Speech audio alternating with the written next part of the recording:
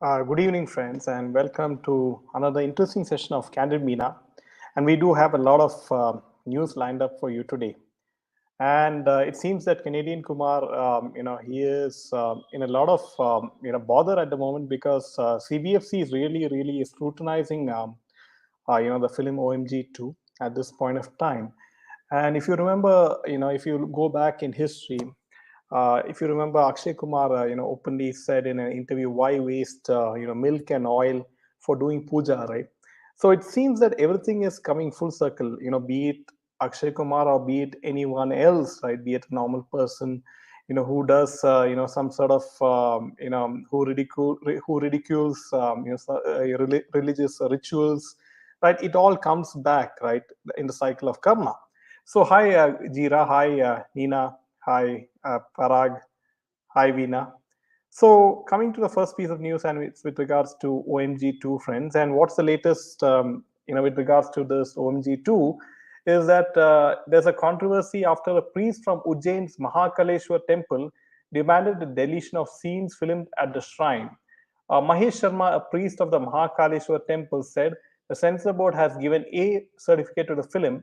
The certification is reserved for films that have adult content. So this film has a lot of content which have a lot of scenes which have adult content. Apparently, we demanded that some scenes which were filmed at the Mahakal temple be removed as they might offend the religious sentiments of viewers. If our demand isn't met, we will launch protest across the country. This is what Mahesh Sharma, he was quoted as saying. Now, amid the reports, a source close to the project revealed that the social themed comedy drama has been passed without any deletions and that only a few modifications are required. Also, OMG2 has received an adult certification, which is A certification, right? So there are no cuts in the film, only a few modifications which the makers discussed with the censor board members. This is a source close to the project said.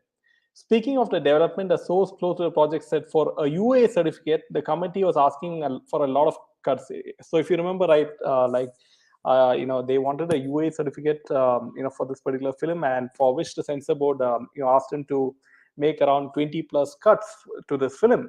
The makers didn't want to compromise with the sanctity of the film, so they chose to go with an adult certification, but keeping the integrity of the film intact and also adhering to and respecting the norms of the censor board. The modifications and that OMG2 will make are both audio and visual in nature. So among the reported changes is one of Akshay Kumar's character in the final cut. He will be shown as the messenger of Lord Shiva rather than the Lord Shiva himself. This means that OMG2 producers would actually have to change or delete several sequences where Akshay Kumar is shown assuming the blue skin complexion of Lord Shiva, says a source to the know. So apparently, you can see, friends, and apparently, this film is being scrutinized and by the censor board, and you can see how they have to, even though they say it's just a few scenes need to be modified.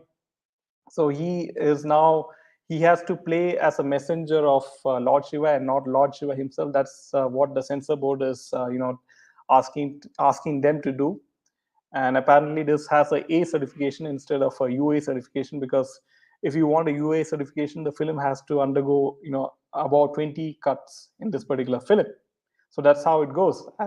And this film is set to be released on August 11th. So we'll have to wait and see, how things progress at this point of time. But one thing is for sure that the censor board, in particular, have you noticed, friends, that after Adipurush, there was so much of criticism on the dialogues. We have discussed this on Candid Meena, and how the public got together and they pointed out all the ridiculous dialogues and the look of the characters in the film Adi Purush, right? And ultimately, Adi Purush had to undergo all those cuts in the dialogues, and the censor board, learned their lesson from that particular film, Adi Purush, and now they're not taking any film lightly, and they are looking at each and every film, especially films based on gods, right? They're looking at those films under a microscope, and they are not just passing any film just like that because they have learned that lesson, right? Hi, Ushma ji, welcome. Good evening, Neena ji. Hi, Parag. Good evening. Hi, Savitri just boycott. Namaskar. Jaydev. Hi, Kunsru. Hi, Vinny. Paresh Rawal has refused to work, yeah, for this movie. Hi, Ushma. So yeah, and also friends, there are a lot of objectionable, adult content scenes in this film, which also, supposed to at least they must maybe modify those scenes or something, or maybe cut it. So we really don't know at this point of time, friends, and until and unless we will see how things progress and how what is the final decision that the CBFC takes with regards to this film Adipurush.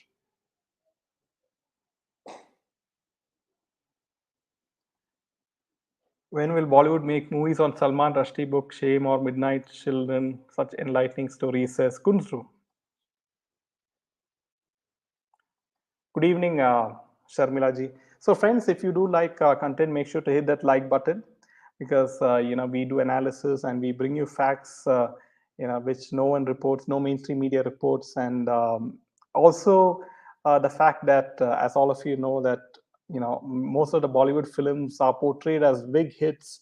Like Patan, and as we discussed earlier, that the likes of Karan Johar, in an interview openly said that I can make any film look like a big hit by using the power of Bollywood PR. So he can use the power of Bollywood PR to sort of maybe influence the mainstream media to write very good articles, like how we discussed, right? On and that's how Patan became a huge, a so-called huge hit, right? Crossing 1,000 crores. So that's what we are supposed to believe. Good evening, Sharmila ji.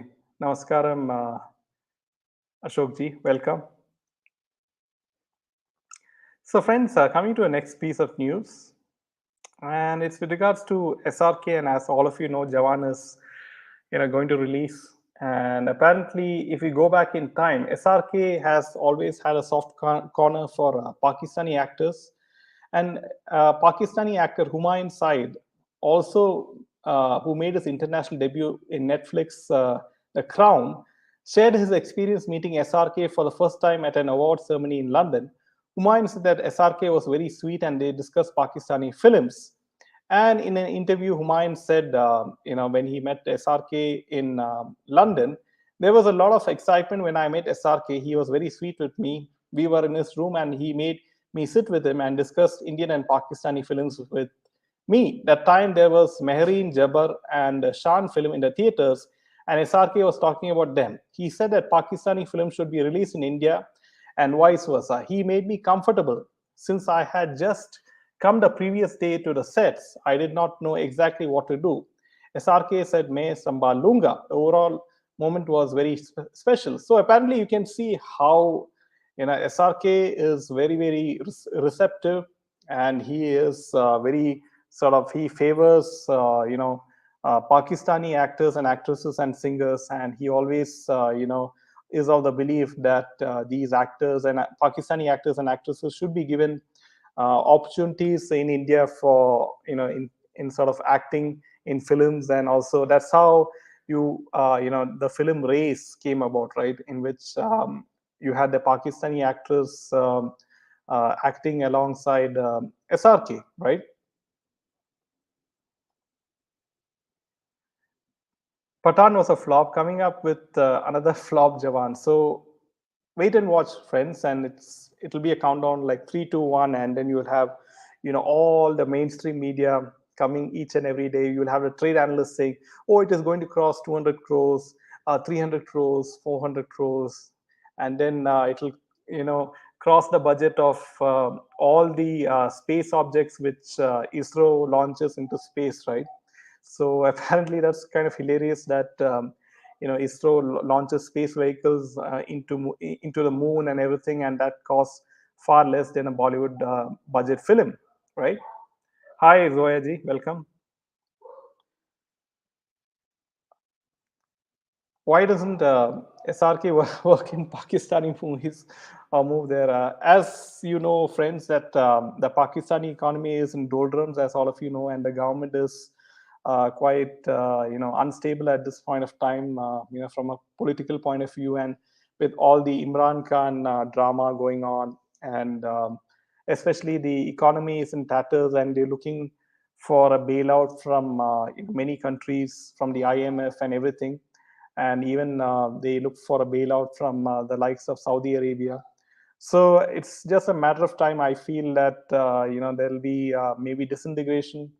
I guess this is what I think in the future might happen, but we'll have to wait and see. Hi, Mayaji, welcome. And friends, if you do enjoy, there was a quite an interesting session on Japanese way of living and Japanese food, and it's very interesting. And do make sure to check out that video on Candid Meena.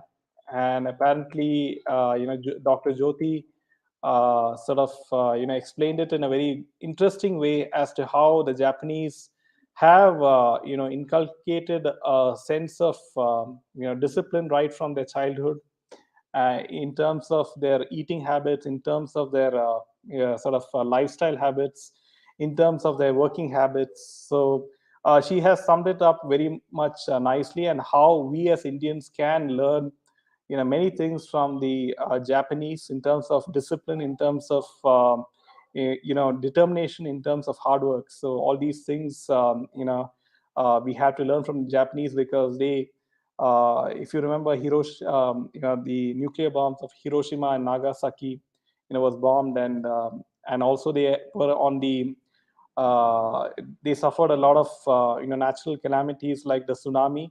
But after each and every big disaster in Japan, it is amazing as to how fast the country bounces back, right, in terms of the economy. And they are one of the biggest economies in the world. So I mean, Japan is really a model country where we can learn a lot of things, and it's quite an interesting session. Hi, Vidyaji. Is Pakistan trying to counter Seema's story with Anju being welcome, given a house and all? See, all these things, it looks obviously everything points out to Seema Haider being an ISI agent, right? Because her brother is supposed to be working in the Pakistan army.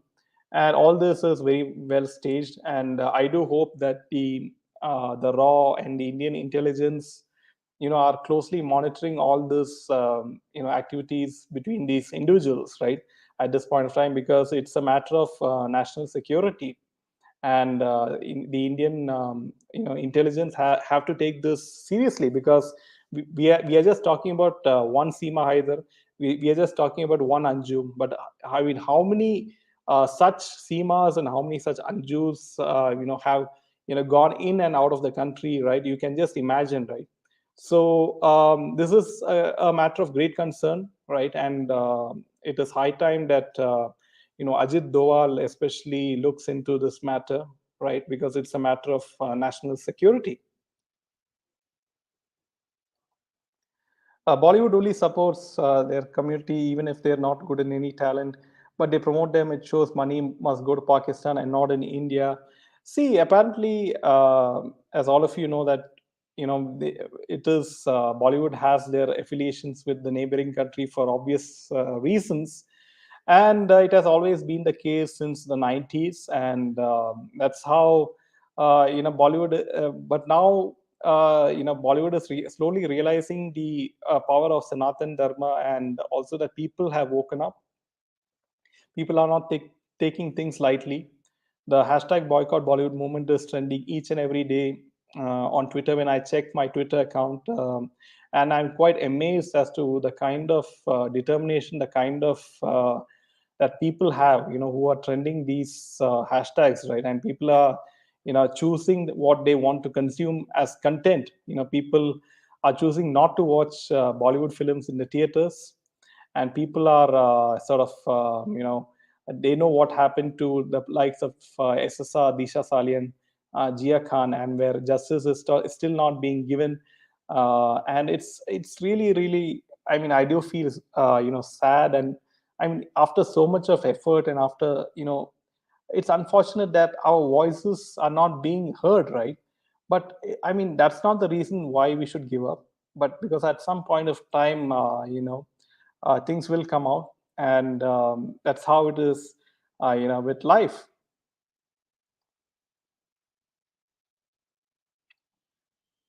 Vinny says, recently one actor named Ali Khan, a Pakistani who worked with SRK and Don, has landed back in Pakistani TV series. Okay, so he's not getting any work in India, is it, Vinny? Okay. So you can see how, Zoya, that it's all a very big circle. And ultimately, I do have a feeling that, this is maybe orchestrated by the ISI in Pakistan, right? Like, um, so that's what I said like earlier, that Ajit Doval has to, take this thing very seriously, and I'm sure he is doing it. And we have to stop such sort of migration, right? Especially, I mean, she looks. It's quite obvious. It's a dead giveaway that Seema Haider is obviously, most probably an ISI agent, right?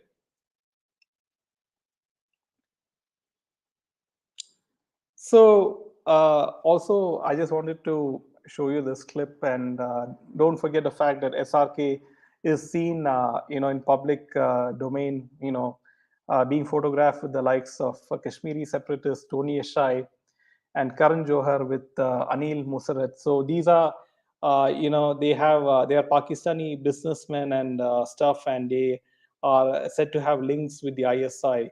So that's how, you know how closely, things have been working with, ever since the 90s, when you had Dawood Ibrahim at the prime. And now, even now, you can see the kind of influence that it has on, Bollywood films, with the names like Patan and everything, right? So coming to the next piece of news, friends, and it's very interesting to note that Subramanian, Dr. Subramanian Swamy, and what does he have to say with regards to Kangana? So Kangana Ranaut, if you go back, she had Y plus security in 2020, right? And so Subramania Swamy, asked, why does she need a Y plus security? So apparently, where is Kangana Ranaut now? Not hearing any news, still celebrating India's independence after 2014. He tweeted, I wonder why, since it is no business of SPG to track Bollywood stars, in her case, on a special dispensation, she has a high level of security provided. Kangana was quick to respond to this tweet and has asserted that she is not just a Bollywood star, but a vocal and concerned citizen. She explained that she became a target of political malice in Maharashtra, and her views played a significant role in forming a government in the state. She highlighted her condemnation of Tukte gang and Khalistani groups, and also mentioned her role as filmmaker, writer, and producer. She revealed that her production Emergency involves Operation Blue Star, which makes her a potential target for threats, due to which she has requested for extended security. So she was granted Y plus security, if you remember, by the Union Ministry of Home Affairs, following a dispute between her and Sanjay Raut.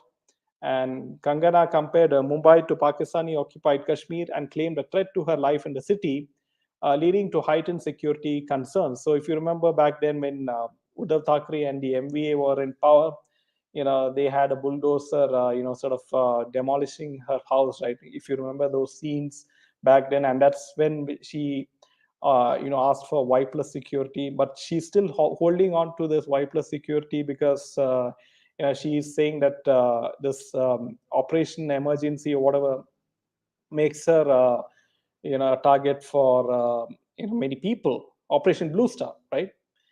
And that's the reason why, Subramania Swamy has questioned this.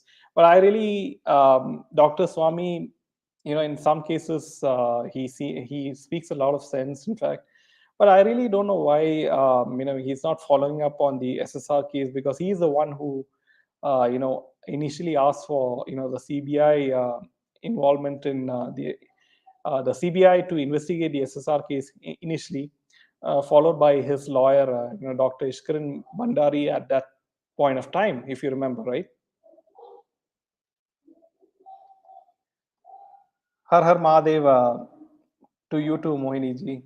KR is an opportunist. Yes, Kangana has always been Mohini, and she looks one day she will be on the side of Bollywood, and next day she will, sort of butter the likes of Ekta Kapoor for some role in a film or in some, TV, game show or something, right? Like Lockup. So this is very interesting, friends, and as all of you know, we have discussed this in the past that Alia Bhatt, being the daughter of Mahesh Bhatt, she holds immense power in the Bollywood circuit, and that's the reason why she's a brand ambassador of so many of the top leading FMCG brands and many other brands like Cornetto chocolate, Cadbury's, many other brands, and also she gets a lot of opportunities in Hollywood films. Like she is acting in a film opposite Gal Gadot, right? It's called Heart of Stone. So, and also she acted in RRR, in which Rajamouli casted her. So now, what's the latest with Alia Bhatt, right? And Alia Bhatt is, she has sort of there's baby care products, as cute as they appear, could be harmful for the environment. Disposable diapers topped that list, with a UNICEF report mentioning that 548 tons of baby diaper waste are produced in India every day. So, which is about 1.97 lakh ton annually. However, there's also growing consciousness among the new generation parents about sustainable parenting. In conversation with media, Pallavi Uttagi, CEO and founder of Super Bottoms, which makes reusable diapers, talks about adoption of sustainable baby products in India.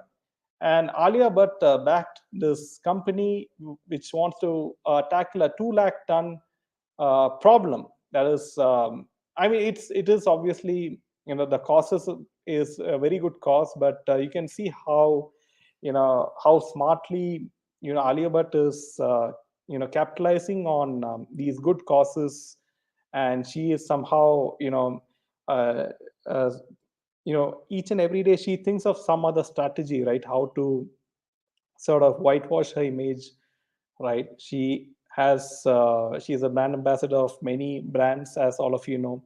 She's acting in a Hollywood film. She acted in like a 5 to 10 minute role in RRR, right, in Rajamouli's film, and now she is sort of voicing her support for this the diaper company.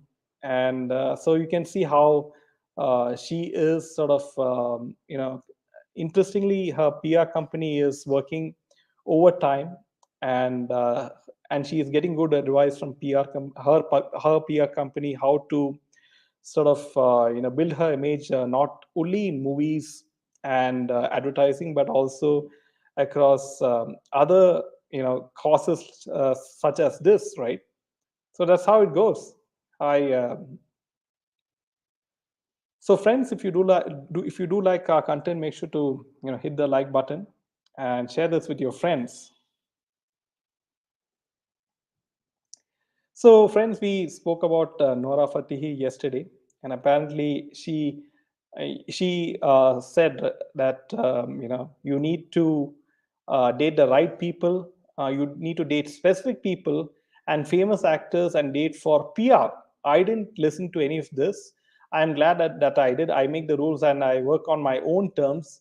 Success is not because of another guy next to me or another actor next to me.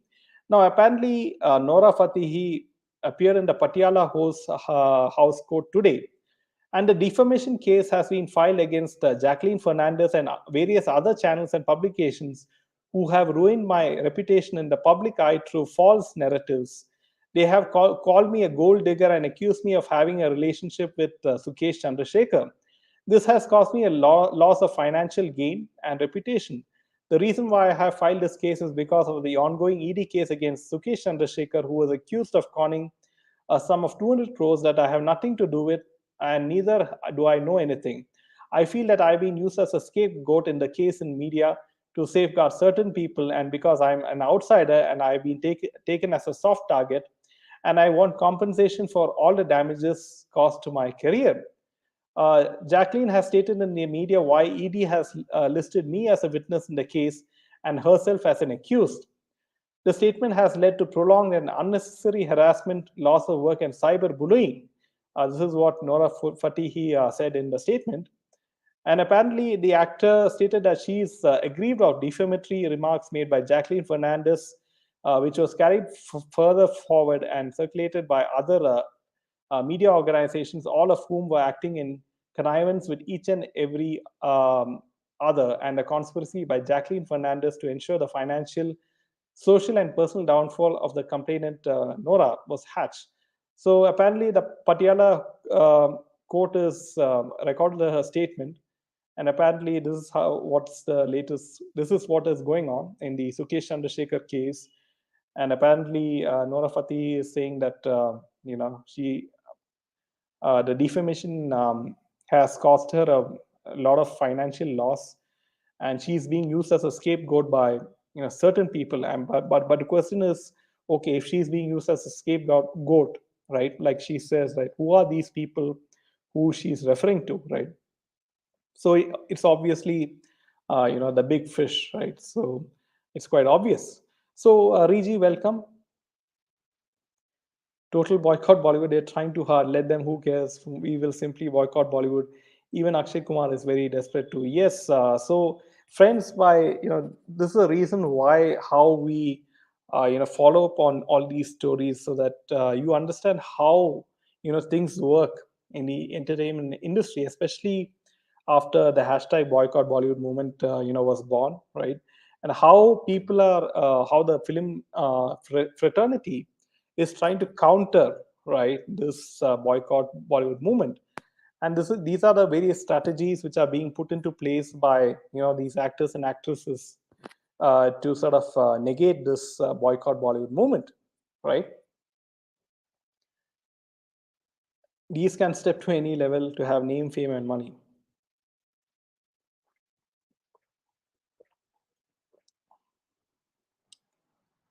I mean, my question is like to all these actors and actresses. They say that in Bollywood, everything you have to date the right person, you have to date a specific person to get projects, right? And so, okay, if what you're saying is true, right? Then why are you still in this business, right? Obviously, you want to earn a big sum of money in a short span of time, which according to which obviously in other career choices you cannot do that, because you need to come up the hard way, right? Be it any other career option. And that's the reason why even now many youngsters are lured to the film industry, right? Because they think working in the film industry, you can get a lot of money, you can get a lot of fame in a short span of time. And that's the reason why they're falling prey to all this casting couch and all these nefarious activities which we have discussed this in Candid Meena. Now they will all call themselves outsiders, well then friends. Yes. So you can see how they will try different strategies, Regi, and they will portray themselves as being an outsider like SSR, right? They will create sob stories that they come from very humble backgrounds, and they had to struggle their way up to get to this position, right? So they will try to play with the sympathies of people. They will try to sort of go to temples, and they will say that they are hardcore Sanatan following people, who goes to the temples, like Sara Ali Khan, right? Like how she is going to all the Shiva temples, right, in the north. And that's how Bollywood is trying their best to somehow save the sinking ship. That's the best way to call the business right now, because many people have already admitted that the business right now is sinking. Even Kejo also admitted the business is not going good as far as the whole of Bollywood is concerned. And they also admit that there are hardly any hits, right? And but still, then why are you making films, right? And why if you know that the business is not going to give you any returns, right? But still you want to continue making films, right? Because we obviously know what is the reason. And many people now in Bollywood, they are trying to release directly on OTT platforms, right? Because these OTT platforms will give a fixed amount of money, right, for purchasing the film. And that seems more profitable than launching directly in the theaters. So that's the one of the new strategies which is put forth by Bollywood. If Bollywood thinks that, okay, this film is not going to do that well, by releasing it on theaters, they will approach the likes of Netflix, Amazon Prime, Disney Hotstar, and they will create a proposal that, okay, this film is worth so many crores, say 300 400 crores. Okay, you just take this film and the streaming rights of these films. So that's how now the latest business is. But one thing to note is that the Kerala Story has not even found a willing OTT partner to stream the film, right? So, as obviously we know that the Kerala Story was one of the biggest hits this year, right? And it's very wonderful to see that films like Kashmir Files and Kerala Story are becoming huge hits, right? And and obviously you can see how the OTT platforms and how the Bollywood is one ecosystem, and that's the reason why the makers of Kerala Story are finding it hard to find a good OTT partner. Supravadam, Vidyaji, always nice to see you. And well said. Yeah, we have seen enough of their buck buck melodrama. Yes, Riji. And so with this last comment, we will call this a wrap, and we will see you tomorrow at 8 p.m. sharp. Until then, Jai Hind.